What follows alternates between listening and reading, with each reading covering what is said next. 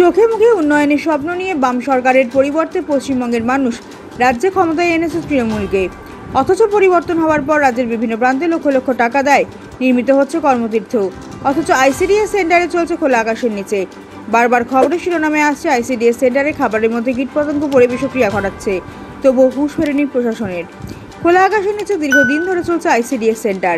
ঘটনা ঝাড়গ্রাম শহরের নিরুপেনপল্লির আইসিডিএস কেন্দ্রের। শুধু রান্নাঘর নয়, পড়াশোনা হয় খোলা আকাশের নিচেই। উক্ত আইসিডিএস কেন্দ্রে মা ও শিশুর খাবার তৈরি হয় প্রতিদিন। অভিভাবকরা জানান, আতঙ্কে রয়েছি আমরা, প্রশাসনকে জানিয়েছি, তবে কোনো কাজ হয়নি। কি নাম আপনার? আমার নাম শেখ শহীদুল।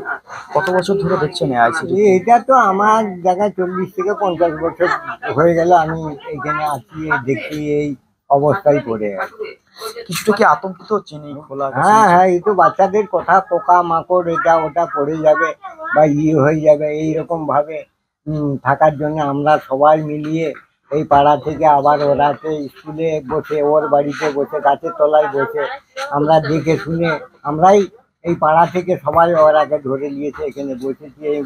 এই যে ছিঁড়া বল আমরা কোনো রকম করে দিয়ে আসি। এবার প্রশাসনের কাছে অনেকবার অ্যাপ্লিকেশন দিয়েও আমাদের কোনো কাজ হয়নি।